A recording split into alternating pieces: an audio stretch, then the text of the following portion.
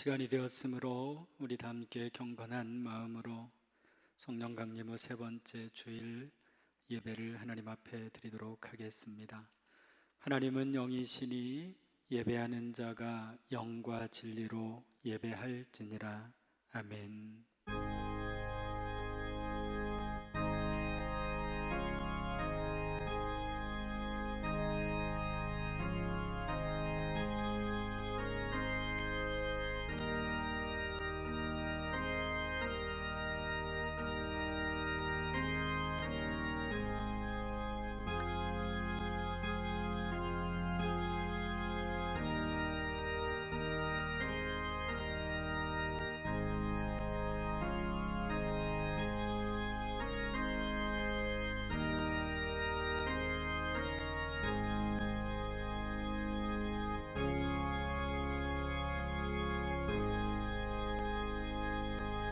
거룩하신 아버지 하나님, 오늘도 우리에게 허락하신 이 거룩한 주일에 사랑하는 우리 성도들이 비록 성전 안에 모여 함께 예배하지는 못하지만 각 가정에서 또 각자의 처소에서 하나님 앞에 귀한 예배를 드립니다.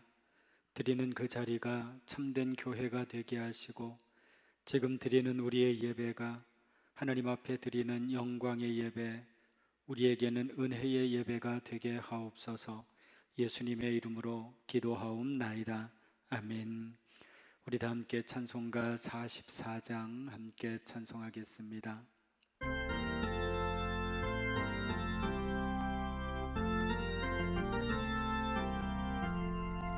지난 이래 동안에 예수 인도했으니 주의 전에 모여서 감사 찬송합니다.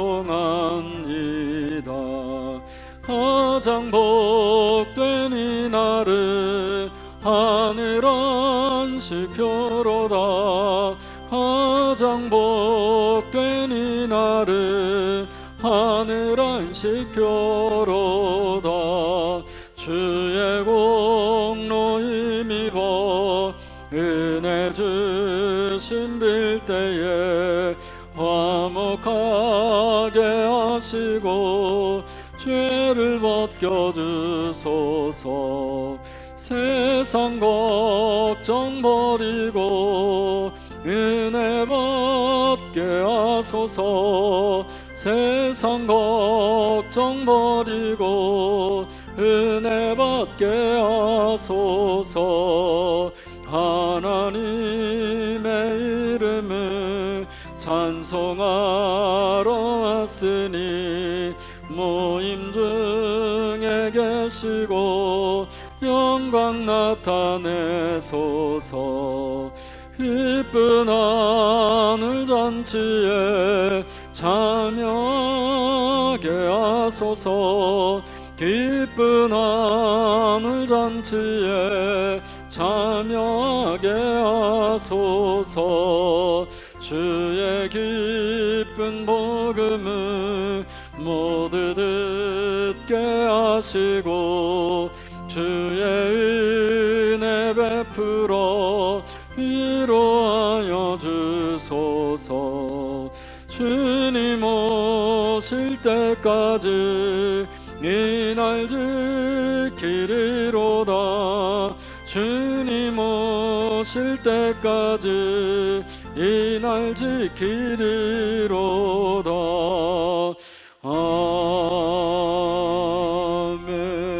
아멘. 하나님 말씀 고린도전서 11장 2절로 16절 말씀입니다. 고린도전서 11장 2절로 16절 말씀 제가 봉독해 드리도록 하겠습니다. 너희가 모든 일에 나를 기억하고 또 내가 너희에게 전하여 준 대로 그 전통을 너희가 지킴으로 너희를 칭찬하노라. 그러나 나는 너희가 알기를 원하노니 각 남자의 머리는 그리스도요 여자의 머리는 남자요 그리스도의 머리는 하나님이시라.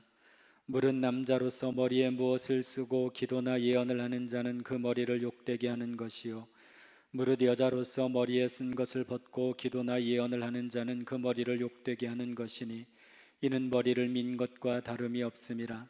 만일 여자가 머리를 가리지 않거든 깎을 것이요 만일 깎거나 미는 것이 여자에게 부끄러움이 되거든 가릴지니라. 남자는 하나님의 형상과 영광이니 그 머리를 마땅히 가리지 않거니와 여자는 남자의 영광이니라. 남자가 여자에게서 난 것이 아니요 여자가 남자에게서 났으며 또 남자가 여자를 위하여 지음을 받지 아니하고 여자가 남자를 위하여 지음을 받은 것이니 그러므로 여자는 천사들로 말미암아 권세 아래 있는 표를 그 머리 위에 둘지니라. 그러나 주 안에는 남자 없이 여자만 있지 않고 여자 없이 남자만 있지 아니하니라. 이는 여자가 남자에게서 난 것 같이 남자도 여자로 말미암아 났음이라. 그리고 모든 것은 하나님에게서 났느니라. 너희는 스스로 판단하라. 여자가 머리를 가리지 않고 하나님께 기도하는 것이 마땅하냐? 만일 남자에게 긴 머리가 있으면 자기에게 부끄러움이 되는 것을 본성이 너희에게 가르치지 아니하느냐? 만일 여자가 긴 머리가 있으면 자기에게 영광이 되나니 긴 머리는 가리는 것을 대신하여 주셨기 때문이니라. 논쟁하려는 생각을 가진 자가 있을지라도 우리에게나 하나님의 모든 교회에는 이런 관례가 없느니라. 아멘. 할렐루야. 고린도전서 이제 11장부터 14장 40절까지는 이 고린도전서의 네 번째 제4부에 해당한다고 볼 수가 있습니다. 1부는 1장에서 4장까지, 그래서 교회 내부의 분란에 대해서 1부에서 다루었고 2부는 5장에서 7장까지, 그래서 고린도 교회에 있는 여러 가지 문제들, 고린도 교회 성도들 간의 결혼, 이혼의 문제, 서로를 재판하는 문제, 이러한 부분들을 다루었던 것을 보게 됩니다. 3부는 8장에서 10장까지 우상에게 바쳐진 음식을 먹어도 되느냐에 대한 그 문제를 살펴보았죠.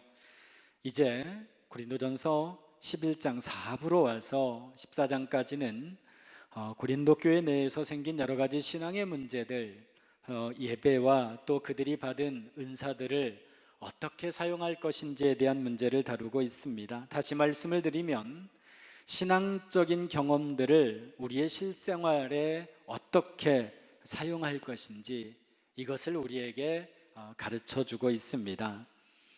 하나님의 영광은 예배당 안에서 나타나는 것이 아니라 사실은 모든 사람들과의 관계 속에서 나타난다고 볼 수 있습니다. 이것이 사실은 10장까지의 결론인데, 바울은 고린도 교인들에게 처음부터 성전이라고 하는 게 뭐냐? 우리 자신이다 라고 하는 것을 우리에게 가르쳐 주고 있죠. 그러니까 이것부터 올바로 잡지 않으면 사실은 신앙적인 문제들이 다 틀어지게 된다라고 하는 겁니다. 반드시 우리가 기억해야 될 것은 뭐냐면 성전은 우리 각자입니다. 여기 이렇게 건물로 지어진 어떤 그러한 것이 아니다라고 하는 것이죠. 우리 각자가 살아가는 자리, 우리의 교회, 우리의 일터, 사람들과의 관계, 가정, 이 모든 것들은 세상적인 자리가 아니라 하나님과의 관계가 드러나는 거룩한 장소가 되어야 된다라고 하는 것입니다. 그렇기 때문에 성도에게는 사소한 일이라고 하는 것은 없습니다. 왜냐하면 모든 일은 하나님과 관계되기 때문에 그렇습니다. 오늘 본문의 말씀도 어떤 공적인 예배에 대한 성도의 자세에 대해서 사도 바울의 어떤 목회적인 그런 답변이지만, 이게 이 예배가 예배당 안에서만 한정된 것이 아니다 라고 하는 것을 우리에게 가르쳐주고 있습니다. 우리말 성경에는 생략되어 있지만 원래 본문의 그 원어 성경에는 그 2절의 말씀이 그 새로운 주제로 전환되는 접속사인 이제, 이 단어를 사용하고 있거든요. 그러니까 바울은 오늘 본절에서부터 새로운 주제를 말씀하고 있습니다. 2절 말씀에 보면 전통이라고 하는 단어가 나오죠. 이 전통이라고 하는 이 말을 쓴 것은 뭐냐면 이 초대교회 그리스도인들에게 그동안의 구전으로 내려져 온 그 가르침, 관습과 교훈과 교리, 이 모든 것들이 전통이라고 하는 말에 포함이 되어 있습니다. 그러니까 사도 바울이 고린도 지방에서 선교를 하면서 복음과 함께 가르쳤던 것이 뭐냐면 바로 전통과 관습이었습니다. 근데 이런 전통들이 교회 안에서 성도들 간에 아주 잘 지켜져 왔는데, 근데 몇몇 사람들이 자신들이 어떤 특이한 영적인 경험을 했다고 하는 것, 그것을 내세우면서 교회 안에서의 좋은 전통들이 무시되고 있었던 겁니다. 어쩌면 지금으로 말하면 여러분, 우리가 흔히 부르는 이런 우리의 전통적인 찬송가가 사람들은 고리타분하다라고 생각해서 일견 찬양의 은사를 받았다라고 하는 사람들이 세상적인 어떤 세속적인 것들에 그 예배의 진정한 의미를 희석시키면서 그런 찬양들을 하고 있는 것을 보게 되죠. 이 좋은 전통은 사실은 하나님의 말씀과 지켜지는 것이 옳습니다. 우리가 신앙생활을 어떻게 해야 됩니까? 여러분, 우리의 신앙생활의 정답은 뭐냐면 예수님처럼입니다. 성경의 말씀처럼 하면 됩니다. 자, 그런데 예수님처럼, 성경처럼, 이게 조금은 추상적이죠. 그 추상적인 것을 구체화시키는 게 뭐냐면 바로 전통입니다. 그래서 우리는 교회 안에 정해진 법이 있고 교회 나름의 전통을 가지고 있습니다. 그것을 통해서 하나님의 말씀을 구체화하는 것이죠. 우리 한국에만 있는 좋은 전통이 무엇입니까? 새벽 기도잖아요. 얼마나 좋은 유산입니까? 그러니까 이런 전통을 잘 지키는 것이 얼마나 중요한지 모릅니다. 그런데 여러분, 사실은 이런 전통은 어디까지든지 하나님의 말씀을 구체화하기 위해서 만들어진 것이다라는 거예요. 전통이 결단코 하나님의 말씀을 앞서서는 안 됩니다. 하나님의 말씀은 어떤 상황 속에서도 절대적이어야 됩니다. 여러분, 우리 감리교회에서 4가지의 기둥을 말하고 있거든요. 감리교회 4가지 기둥이 첫째가 바로 뭐냐면 성경입니다. 성서, 그 다음에 전통, 그리고 이성, 경험. 이것이 잘 조화를 이루면서 하나님의 말씀이 제대로 전해지고 제대로 가르쳐져야 됩니다. 오늘 말씀에 보면은 그러나 나는 너희가 알기를 원하노니 이렇게 되어 있죠. 그러나 나는 너희가 알기를 원하노니, 고린도 교인들 모두가 사도 바울이 전하는 이 전통을 지킨 것은 아니다 라고 하는 것을 알 수 있죠. 그게 뭐냐면 여자들이 공적인 예배 때 남자와 동등하게 수건을 머리에 쓰지 않는 거라 그랬습니다. 사실은 이제 여러분, 그 예배 때에 머리에 수건을 쓴다는 거, 우리 가톨릭에서 그 예배포 있지 않습니까? 우리 TV나 이런 데 보면 하얀 수건 같은 걸 머리에 쓰지 않습니까? 그 영적인 경험을 한 이 여성들이 예배 시간에 수건을 쓰지 않아도 돼 라고 주장을 하는 것이고, 실제로 예배 때 그 수건을 머리에서 벗거나 아니면 여성들이 이 당시에 머리를 짧게 깎고 교회에 오는 것입니다. 반대로 남자들이 또 머리에 수건을 쓰고 예배를 드리는 경우들도 있었습니다. 이 문제에 대해서 바울은 여성은 반드시 예배에 올 때 그 예배포를 쓰고 또 머리를 짧게 깎지 말라라고 권면하는 것입니다. 근데 여러분, 오늘 본문의 말씀을 어떤 남성 우월적인 관점에서 해석해서는 안 됩니다. 바울은 그런 면에서 오늘 이 권면을 하고 있는 게 아니다라는 거예요. 사실은 오늘 말씀을 올바로 해석하기 위해서는 당시의 헬라 문화를 이해하는 것이 상당히 중요합니다. 이 당시에 여성들은 교회를 떠나서 당시 사회 속에서 여성들이 외출을 하거나 공적인 자리에 참석할 때는 반드시 그 수건을 머리에 썼던 관습이 있었습니다. 이 당시에 머리라고 하는 건 뭐냐면 제일 높은 것을 상징하는 거거든요. 그러니까 머리를 가린다라고 하는 것은 내가 제일 높은 사람이 아닙니다. 이 당시에 남자가 머리입니다. 사실은 이거는 당시의 관습으로 남성 우월주의에서 나온 것 맞습니다. 그러나 여러분, 이 문제를 제시한 사도 바울이 남자가 우월하다, 그 이야기를 하는 게 아니다라는 거예요. 이 문제는 사실은 남녀 간의 문제가 아니라 교회의 덕을 세우는 문제였습니다. 결코 여성을 비하하기 위한 것이 아니다라는 거죠. 이 당시에 고린도 지역에는 이방 신전들이 곳곳에 세워져 있었습니다. 이 신전에서 일하는 여성 사제들은 낮에는 신전에서 봉사를 하고 밤에는 대부분 창녀로 활동을 했거든요. 그런데 이 여성 사제들은 특징이 뭐냐면 머리에 아무것도 쓰지 않았다라는 거고요. 누구의 통제도 받지 않았습니다. 그래서 이 당시 사회 분위기 속에서 머리에 수건을 쓰지 않았다라고 하는 것은 창녀로 오해받기 쉬웠다라고 하는 것이죠. 한마디로 말하면 머리에 수건을 썼느냐 쓰지 않았느냐에 따라서 정숙하고 순결한 여성인지 부도덕한 여성인지가 이 당시 사회 속에서 판단이 되었다라고 하는 겁니다. 또한 머리를 깎는다라고 하는 것, 이 당시에 노예들은 남녀를 구별하지 않고 무조건 머리를 깎았습니다. 그래서 남자와 여자가 구별하기 쉽지 않았죠. 또 이 당시에 머리를 짧게 깎고 다닌 사람들, 그러니까 그런 사람들이 바로 이 노예들, 남녀가 서로 구분이 되지 않은 부분과 더불어서 성경에 보면 남자들이 머리에 수건을 쓰고 왔다라고 하는 것은 사실은 이 당시에 동성애자들을 가리켰던 것입니다.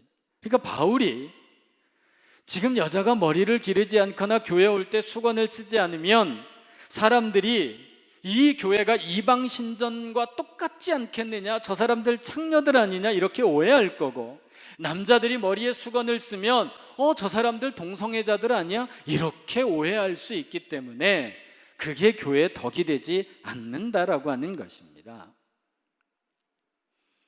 그들이 무슨 창녀나 동성애자라는 얘기가 아니라 사람들이 볼 때 교회를 그렇게 본다라고 하는 것이죠. 그리고 3절을 보면 남자의 머리는 그리스도요, 여자의 머리는 남자요, 그리스도의 머리는 하나님이라고 그렇게 기록하고 있죠. 여러분, 이 관계를 보면 절대로 누가 누구의 위에 있다라고 하는 말이 아니라는 것을 알 수 있어요. 그리스도의 머리가 하나님이라고 하는 이 말이 그리스도의 보스가 하나님이다, 이런 뜻이 아니다라는 겁니다. 여러분, 우리 삼위일체 알잖아요. 성부, 성자, 성령 각각의 세 위격이지만 하나라는 뜻이잖아요. 역할이 다르지만 동등하다라는 거잖아요. 여기에서 말하는 것은 그래서 뭐냐면 질서라는 것입니다. 남자와 여자의 가치는 같지만 남자가 여자의 머리라고 하는 이 말은 남자가 먼저 창조되었다라고 하는 창조의 질서를 말하는 겁니다. 먼저 태어났다라고 더 우월하다, 그래서 남자가 먼저 태어났기 때문에 더 우월하다, 이거 주장하는 거 굉장히, 여러분, 이건 우스꽝스러운 겁니다. 그렇게 따지면 여러분, 성경에 보면 사람보다 동물이 먼저 태어났거든요. 여러분, 그렇다라고 그래서 짐승이 사람보다 위에 있다라고 말하고 있지 않잖아요. 이건 뭐냐면 창조의 질서, 조화를 이야기하는 겁니다. 바울은 지금 창조의 질서를 강조하면서 남녀 관계를 설명하고 있습니다. 8절이 그 설명이거든요. 남자는 하나님이 흙으로 만드셨고 여자는 그 남자의 갈비뼈로 만드셨다라는 거예요. 그래서 창세기 2장 18절 말씀에 보면 남자를 돕는 배필로 만든 존재가 여성입니다. 남자와 여자는 어느 쪽이 더 우월하거나 어느 쪽이 더 열등한 존재가 아니다라고 하는 거죠. 그냥 남자는 남자이고 여자는 여자입니다. 이게 창조의 질서입니다. 각각의 역할에 맞게 하나님이 태어나게 하신 겁니다. 그 역할이 무시될 때 남자는 남자가 아닌 것이 된 거고요, 여자는 여자가 아니게 되는 거죠. 자신의 정체성, 아이덴티티를 잃어버리는 겁니다.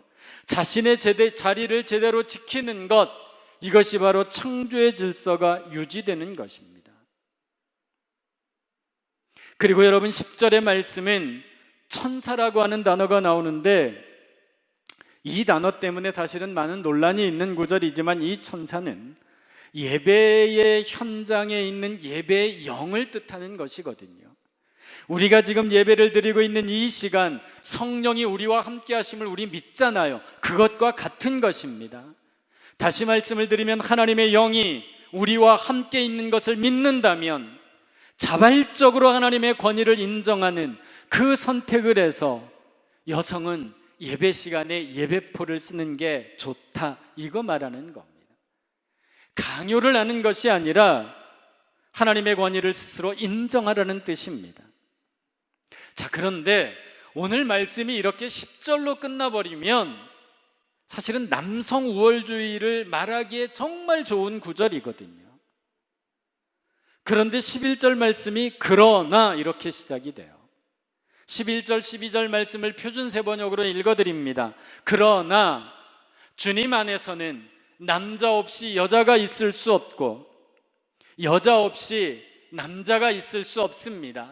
여자가 남자에게서 난 것과 마찬가지로 남자도 여자의 몸에서 났습니다. 그리고 모든 것이 다 하나님에게서 생겨났습니다. 남성 우월주의가 아니다라는 말입니다. 우리 모두는 하나님에게서 난 존재들이다라고 하는 것이죠. 하나님 앞에서는 남녀가 독립적인 존재가 아니라 연합의 존재입니다. 남자의 반쪽이 여자이고 여자의 반쪽이 남자로서 어느 한쪽도 없으면 온전한 몸이 될 수 없습니다. 남자만 하나님의 형상으로 창조된 것이 아니라 남자와 여자 다 하나님의 형상으로 이 땅에 창조된 것입니다. 그러므로 여러분, 남자는 여자, 여자는 남자, 바로 내 옆에 있는 그 사람이 없으면 하나님의 온전한 형상이 회복되지 않는다라는 말입니다. 이 세상에 수많은 남자가 있고 수많은 여자가 있어도 내 옆에 있는 바로 그 사람이 아니면 안 된다라고 하는 것이죠. 그런데 왜 바로 그 사람이, 하나님이 주신 그 사람이, 그 남자가, 그 여자가 내 속을 썩이고 나를 때로는 힘들게 하는가? 바로 그 사람이 때로는 내 삶의 갈고리가 되는 거고 정이 되는 겁니다. 정은 여러분, 바위를 쪼을 때 말하는 정을 말합니다. 그 사람으로 인하여 내 안에 모난 것이 도려내어지고 내 뾰족한 곳이 둥글둥글해지는 것입니다. 그래서 남녀는 이렇게 사실은 상호 보완적인 것이 되는 거죠. 가장 중요한 사실은 바로 내 옆에 있는 그 사람이 하나님께로부터 온 사람이라는 겁니다. 서양 속담에 이런 말이 있죠. 연애는 단꿈이고 결혼은 그 꿈을 깨는 자명종이다. 내 생각과 계획이 다르다는 것이죠. 그래서 여러분, 살아가면서 모든 오해들은 어디에서 오냐면 역할을 오해하는 데서부터 온다라는 겁니다. 남자와 여자의 원래부터 가진 고유한 특성이 약간 다른데, 그런 이야기가 있죠. 여성은 사랑을 원한다면 남성은 존경을 원한대요. 이 수많은 전문가들이 연구한 결과에 의하면 남자는 존경, 여자는 그 사랑에 더 민감하게 반응하고 그거 받기를 원한다라고 하는 것이죠. 서로 다른 것을 원하는 존재들이 같은 것을 요구하며 살아갈 때에, 그럴 때 오해와 문제가 생기는 겁니다. 여자가 남자의, 여러분, 이 남자가 여자의 머리가 된다라고 하는 게 남자가 더 우월하다라는 뜻이 아닙니다. 남편이 가정의 머리라고 하는 뜻은 하나님이 세우신 가정의 남편이 그냥 대표자라는 뜻이에요. 그래서 아내는 그것을 인정하고 그런 뜻에서 존경할 줄 알아야 됩니다. 근데 여기서 말하는 존경은 무조건적인 존경을 의미합니다. 남편이 존경받을 만한 행동을 하면 존경하겠다? 그런 뜻이 아닙니다. 물론 남편은 존경받을 만한 행동을 해야 되고 아내를 성경의 원리로 사랑을 해줘야 됩니다. 그러나 여러분, 그 조건은 나중에 고려해야 할 사항이에요. 믿음과 사랑은 거래가 아니잖아요. 믿음과 사랑은 쉽게 말하면 기브 앤 테이크가 아닙니다. 아내가 남편을 존경하고 남편이 아내를 사랑하는 것, 이거는 무조건적인 성경의 원리입니다. 이걸 이해하지 못할 때 부부관계에 문제가 발생하는 겁니다. 남편이 날 사랑해주지 않으니까 나도 남편을 사랑하지 않고, 내가 남편을 사랑할 수는 있어도 공경은 존경하는 건 좀 그렇다. 그러다 보니까 부부가 서로 찌르는 고슴도치가 되는 겁니다. 남편은 존경이 배고파서 찌르고 아내는 사랑의 갈증이 나서 찌르게 되죠. 남편은 아내가 자기를 존중해주지 않는다고 사랑해주지 않습니다. 아내는 남편이 자기를 사랑해주지 않는다고 존경하지 않습니다. 매일 괴로운 날들이 다람쥐 쳇바퀴 돌듯이 계속되는 겁니다. 이걸 깰 수 있는 것, 성경의 원리입니다. 무조건적인 존경과 사랑입니다. 그리고 이것은 믿음으로만 가능합니다. 우리로 하여금 이런 무조건적인 존경과 사랑을 가능하게 하는 것은 성경 말씀에 대한 순종이죠. 이성적인 내 자존심, 인간적인 내 결심으로는 사실상 이것은 어렵습니다. 그러나 우리가 알아야 될 것, 모든 것이 하나님께로부터 왔음을 우리가 믿는다면 지금 내 사람, 내 상황, 이 모든 것이 하나님께로 온 것임을 우리는 알게 되는 것입니다. 사랑하는 성도 여러분, 신앙이 무엇입니까? 신앙은 하나님의 창조의 질서에 순종하는 것입니다. 하나님이 만드신 질서를 유지하는 삶을 살아가는 것, 이것이 바로 신앙적인 삶입니다. 제가 처음에 오늘 말씀이 예배에 대한 권면이라 말씀드렸어요. 여자가 예배 때에 머리에 예배포를 쓰는 것이 옳으냐 그르냐, 옳다 아니다, 이걸 사실은 다루고 있죠. 그런데 이 사실이 단순하게 예배 형식과 전통을 유지하는 차원에 머무르는 것이 아니다라는 겁니다. 남녀의 문제, 즉 우리 삶의 가장 기본적인 자리에서 어떠한 관계를 유지하며 살아야 하는지, 그것을 다루는 자리까지 오늘 바울은 나아가는 겁니다. 우리의 믿음의 지경이 예배당에서 예배포를 써야 되느냐 안 써야 되느냐, 거기에 머무르는 것이 아니라 우리의 가정, 부부, 남녀 간의 관계까지 이 문제를 바울은 확장시키고 있습니다. 요즘 이 시대를 보면 모든 판단의 기준이 사람입니다. 사람에게 무엇이 좋으냐, 무엇이 편리하냐, 무엇이 유익하냐, 이것으로 판단합니다. 그러다 보니까 교회도 세상을 닮아가서 예외가 아닙니다. 예배가 단순히 사람들에게 감동과 감격이 되는 차원에서 머무르고 있습니다. 진정한 예배는 이 관점을 바꾸는 훈련입니다. 하나님의 관점에서 판단할 줄 아는 사람으로 변화되는 그 훈련의 과정이 진정한 예배입니다. 여자가 예배당 안에서 예배포를 쓰는 것이 사람의 판단으로 옳으냐 그르냐 그것을 묻는 차원이 아니라 예배를 드리는 남자, 예배를 드리는 여자가 어떤 사람으로 살아가야 하느냐, 이거 말하는 것을 우리가 놓쳐서는 안 됩니다. 여러분, 죄는요 사람의 관점에서 보고 판단하고 행하는 거거든요. 사람이 기준이 되는 것이거든요. 하와가 선악과를 보고 어떻게 판단하고 따먹었습니까? 본즉 먹음직도 하고 보암직도 하고 탐스럽다라고 그랬습니다. 믿음은 결국 내 관점과 판단의 기준을 하나님에게로 바꾸는 것입니다. 여자로서, 남자로서 나에게 유익이 되는 것이 무엇일까를 판단하는 것이 신앙이 아니라 여자로서 하나님에게, 남자로서 하나님에게, 이렇게 관점이 바뀔 때 내가 변화되고 가정이 변화되는 것입니다. 신앙을 가지고 살아가면서 갖춰야 할 것이 바로 그래서 인격입니다. 인격이 무엇입니까? 사람의 격입니다. 이건 남자 여자 다 해당이 되죠. 신앙을 사용해야 할 곳이 바로 인격, 사람의 그 격의 장소라는 말입니다. 그 다음 필요한 것이 성격입니다. 성의 격이죠. 남녀가 다릅니다. 남자의 성격을 지키는 사람이 남성이고 여성의 성격을 지킬 줄 아는 사람이 여성입니다. 가장 훌륭한 어머니는 가장 훌륭한 여자라는 말이 있잖아요. 남자가 자기의 성을 잃어버릴 때 혼란이 옵니다. 흔히 남자의 성격은 너그러움에 있고 여자의 성격은 부드러움에 있다고 말합니다. 우리의 창조의 질서가 유지될 때에 하나님이 지으신 대로 남자는 남자로 여자는 여자로 그렇게 온전히 살아갈 때 건전한 신앙의 가정이 될 수 있습니다.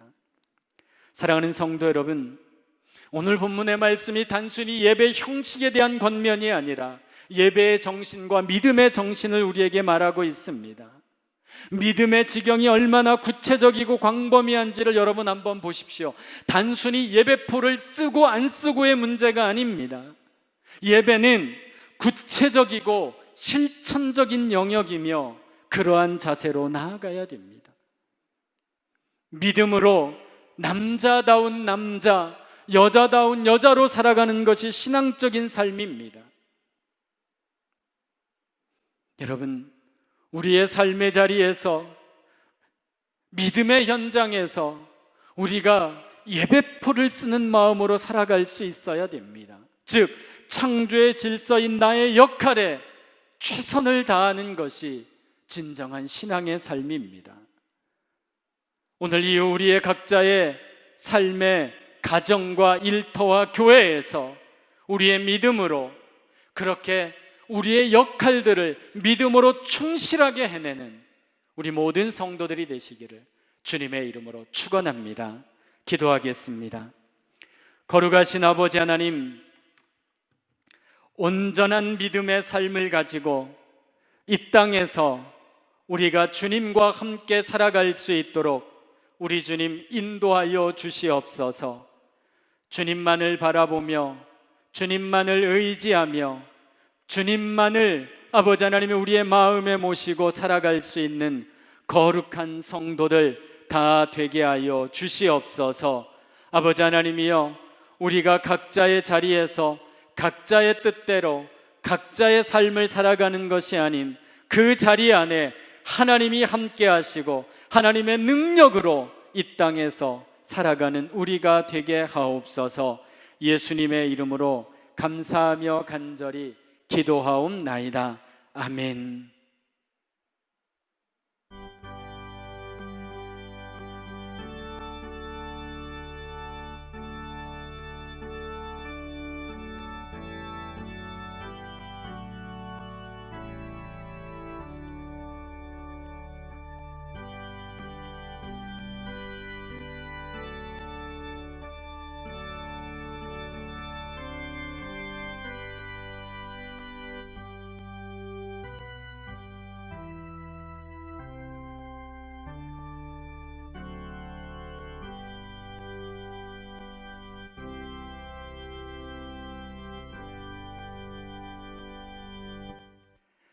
찬송가 321장 부르시면서 우리 헌금하도록 하겠습니다. 우리 가정에서 예배하시는 우리 성도들 밑에 계좌를 참고하시고 또 정성껏 하나님 앞에 헌금하시기 바랍니다.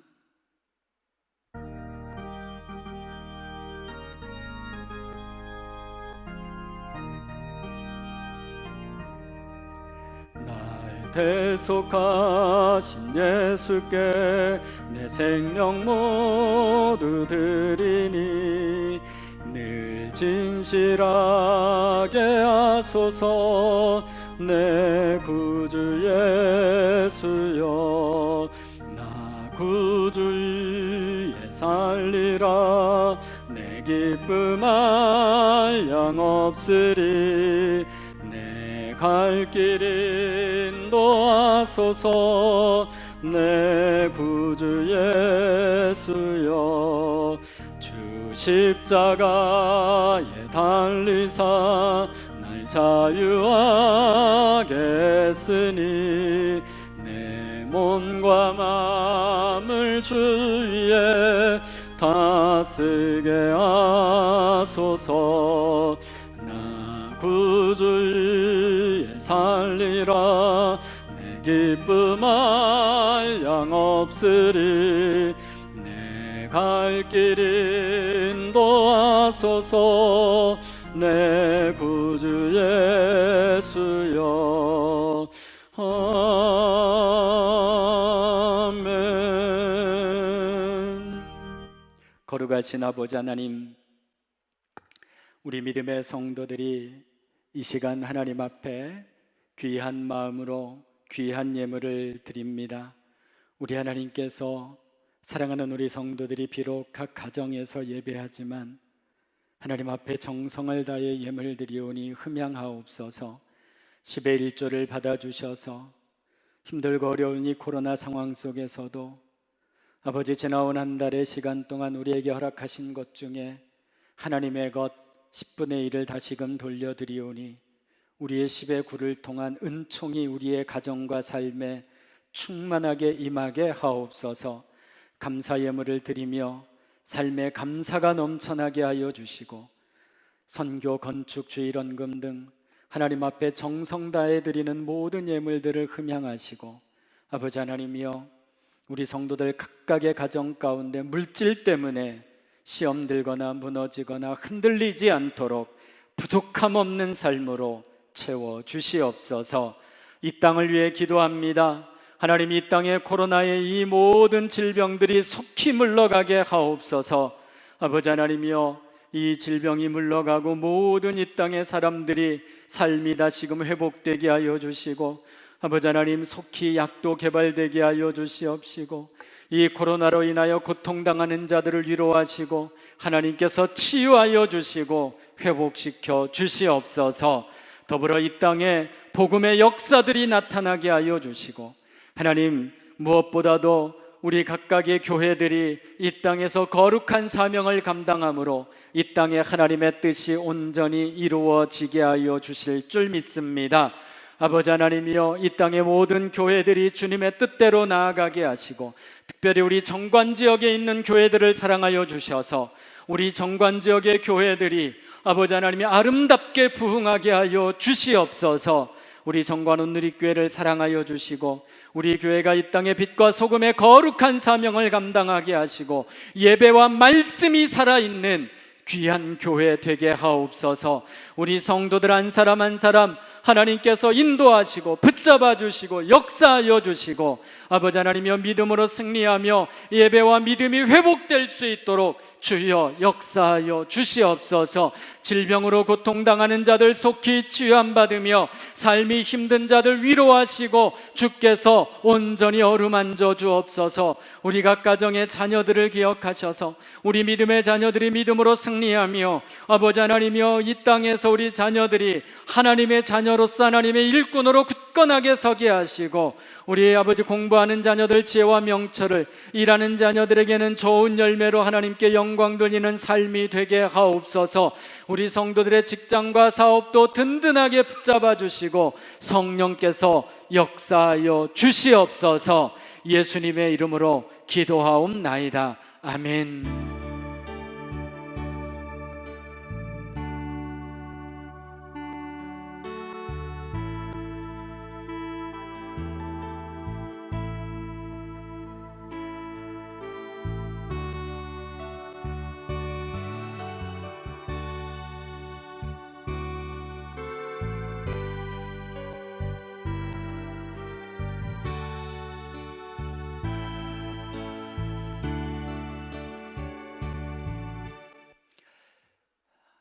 오늘 예배 함께 하신 각 가정에서 예배드리는 우리 모든 성도들의 각 가정마다의 하나님의 풍성한 은혜가 늘 충만하게 임하기를 소망합니다.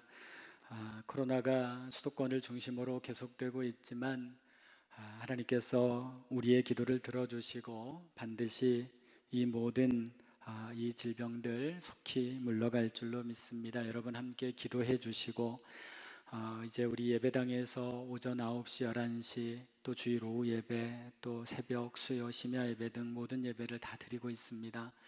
여러분들 예배에도 적극적으로 참여해 주시고, 문자로도 보냈듯이 언제든지 또 부산 지역에 또 코로나가 좀 확산이 되면 또 전면적으로 영상 예배를 드릴 예정입니다.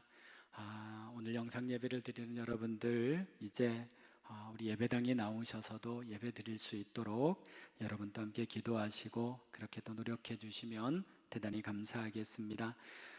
우리 결혼하는 가정이 있습니다. 우리 수택 김미령 권사님 가정에 아드님 결혼식이 7월 4일 날 있는데, 여러분도 많이 축하해 주시고 기도해 주시고, 교회에서는 11시에 교회에서 출발하고, 또 장례난 가정을 위해서 여러분 위로해 주시고 늘 여러분 중보기도에 힘써 주시기를 바랍니다. 이 시간에 우리 다 함께 결단의 찬양 함께 드리도록 하겠습니다. 땅의 황무함을 보소서. 하늘의 하나님, 긍휼을 베푸시는 주여, 우리의 죄악 용서하소서. 이 땅 고쳐주소서.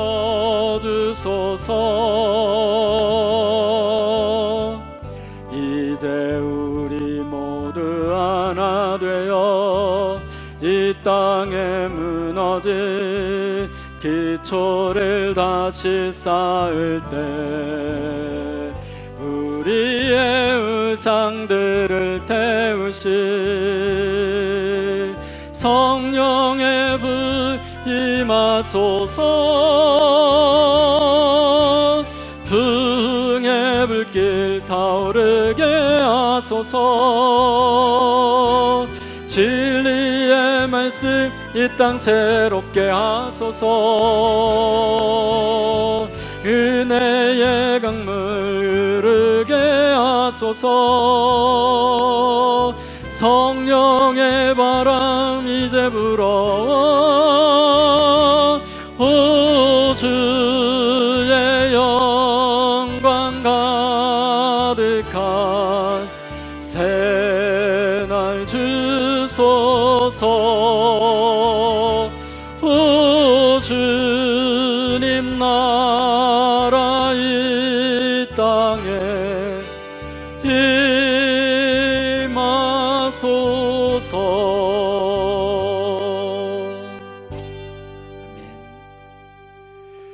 이제는 우리 주 예수 그리스도의 크신 은혜와 아버지 하나님의 지극하신 사랑하심과 성령의 감화감동 역사이로 교통하심이 언제나 우리의 자리에서 주의 뜻대로 살기로 결단하는 우리 모든 성도들 위해, 저들의 가정 자녀들 일터 위에 영원토록 함께 하시기를 간절히 축원하옵나이다.